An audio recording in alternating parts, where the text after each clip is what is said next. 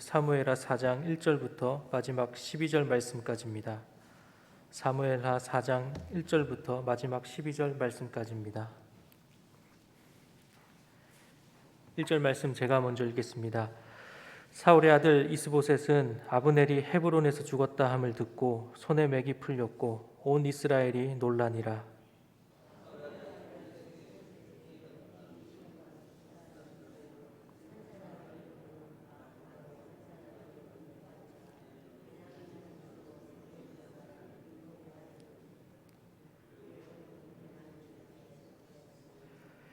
일찍이 부에롯 사람들이 깃다임으로 도망하여 오늘까지 거기에 우거함이더라.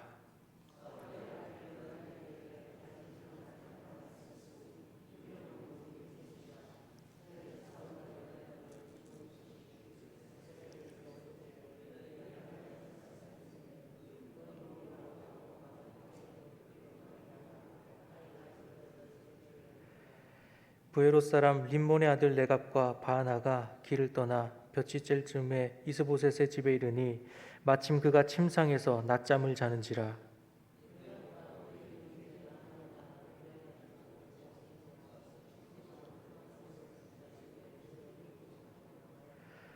그들이 집에 들어가니 이스보셋이 침실에서 침상 위에 누워 있는지라. 그를 쳐 죽이고 목을 베어 그의 머리를 가지고 밤새도록 아라바 길로 가.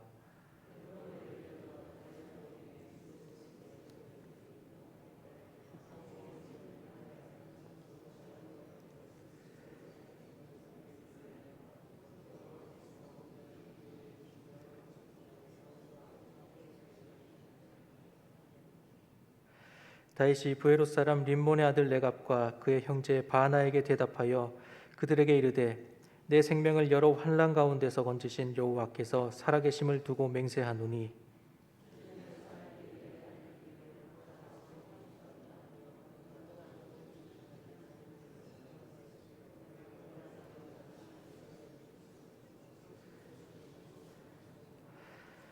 하물며 악인이 의인을 그의 집 침상 위에서 죽인 것이겠느냐. 그런즉 내가 악인의 피 흘린 죄를 너희에게 갚아서 너희를 이 땅에서 없이 하지 아니하겠느냐 하고 청년들에게 명령하매 곧 그들을 죽이고 수족을 베어 헤브론 못가에 매달고 이스보셋의 머리를 가져다가 헤브론에서 아브넬의 무덤에 매장하였더라. 아멘. 하나님 아버지, 주의 날 복된 오늘 하루도 허락하여 주심을 감사드립니다. 이 예배 가운데 함께하여 주옵시고 말씀으로 우리의 삶을 주장하여 주옵소서. 또한 주님 앞에 드린 예물들을 기뻐 받아주시며 주님을 향한 감사와 기도의 제목들을 하나하나 살피시고 응답하여 주옵소서. 감사드리며 이 모든 것 우리 주 예수 그리스도의 이름으로 기도드립니다. 아멘. 하나님이 세우신 계획에 따라서 다윗이 이스라엘의 왕으로 세움받는 과정들을 우리가 계속해서 지켜보고 있습니다. 먼저 그는 유다의 왕이 되었습니다. 그러나 아직은 온 이스라엘의 왕으로 세워진 것은 아니었습니다. 다윗이 유다의 왕이 되었을 때에 사울의 사촌이었던 이 아브넬은 사울의 마지막 남은 아들 이스보셋을 이스라엘의 왕으로 세워서 다윗과 대립하는 가운데 있었습니다. 그러나 이 이스보셋과 아브넬과의 사이가 틀어지게 되지요. 그래서 아브넬이 다윗의 편에 서게 됩니다. 그런데 이 문제가 생겼습니다. 아브넬이 헤브론에서 죽게 된 것이지요. 이 다윗의 군대 장관이었던 요압이 동생의 원수인 아브넬을 죽이고 만 것입니다. 아브넬의 죽음은 큰 충격이었다라는 것을 우리가 본문 1절 말씀에서 확인할 수 있습니다. 1절 말씀에 사울의 아들 이스보셋은 아브넬이 헤브론에서 죽었다 함을 듣고 손에 맥이 풀렸고 온 이스라엘이 놀라니라 라고 말씀합니다. 이스보셋의 손에 맥이 풀렸다라고 말씀합니다.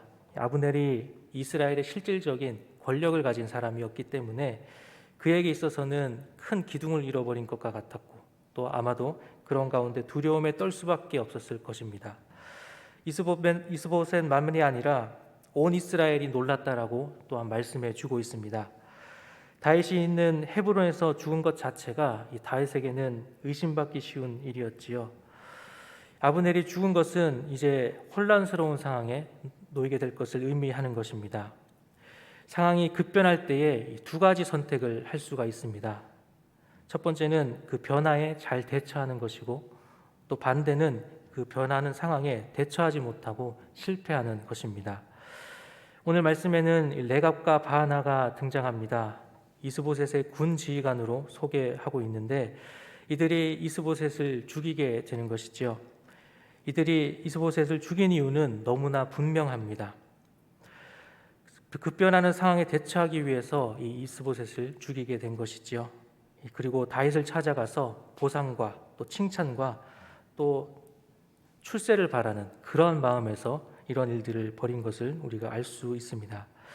또 다른 이유도 2절 말씀에서 우리가 찾을 수가 있습니다. 하반절에 베냐민 족속 부에롯 사람 림몬의 아들들이더라.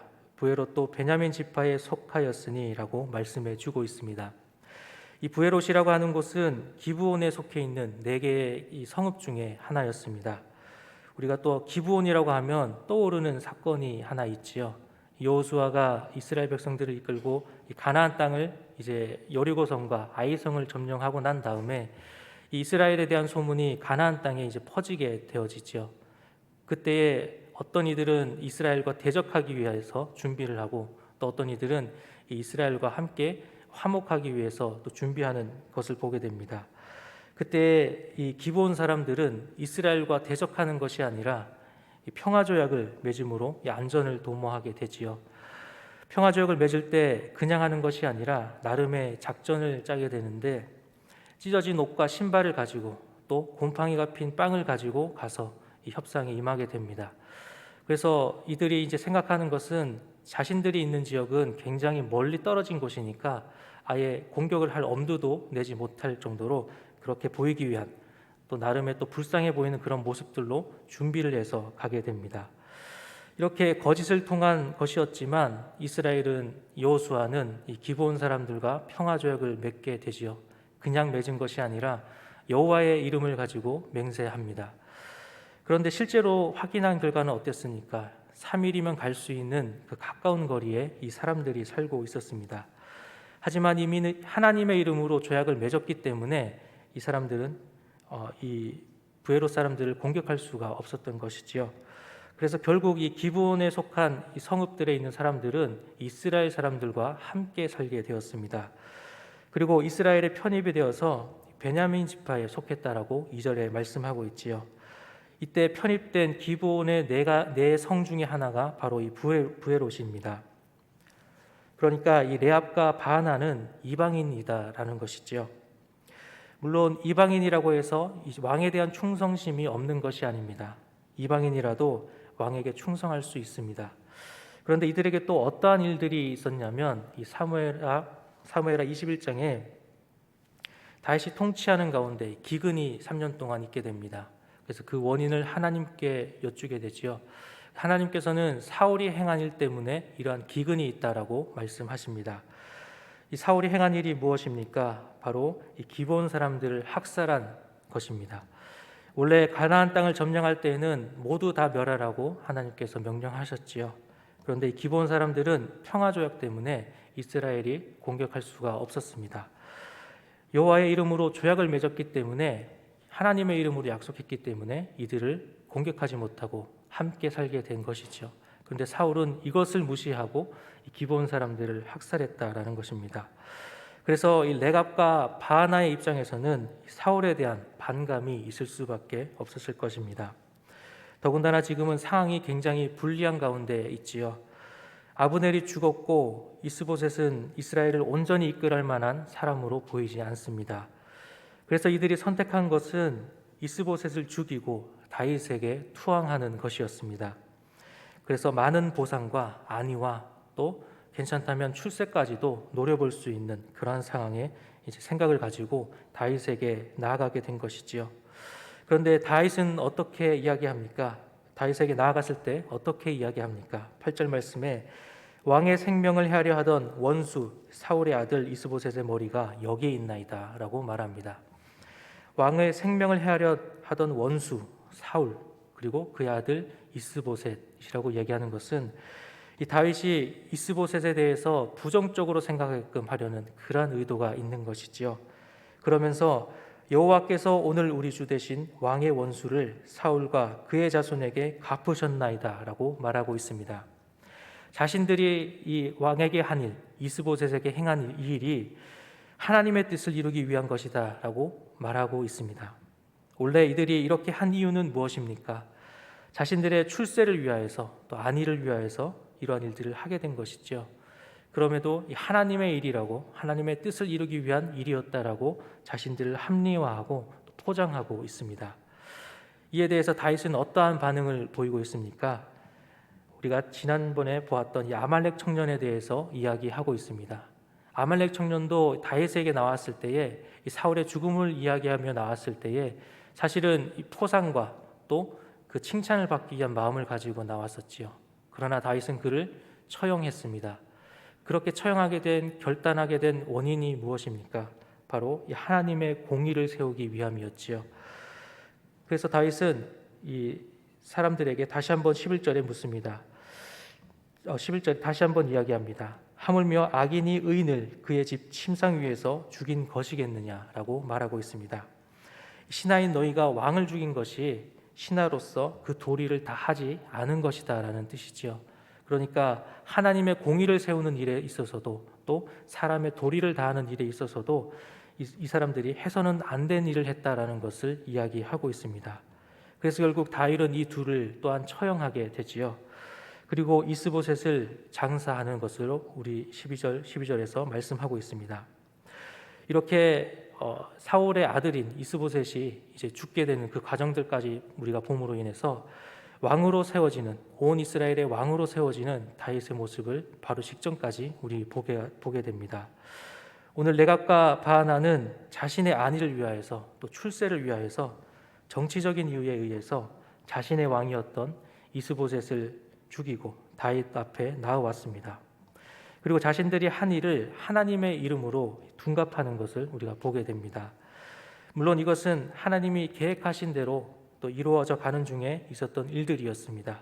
우리가 결과적으로 보면 어떻습니까? 우리 다음 장에서 보면 이스라엘이 온 이스라엘의 왕으로 세워지게 됩니다. 결과적으로는 하나님의 계획하신 그 뜻에 따라서 결과가 나타난 것이지만, 그러나 그들이 하나님의 뜻을 이뤄가는 그 결과 중에 있다 할지라도 그 과정 중에서 이들이 불의한 목적으로 한 것은 결코 선한 일로 생각할 수 없다라는 것입니다. 하나님의 뜻이라고 할지 과정이 불의하면 하나님이 원하지 않으신다라는 것이지요.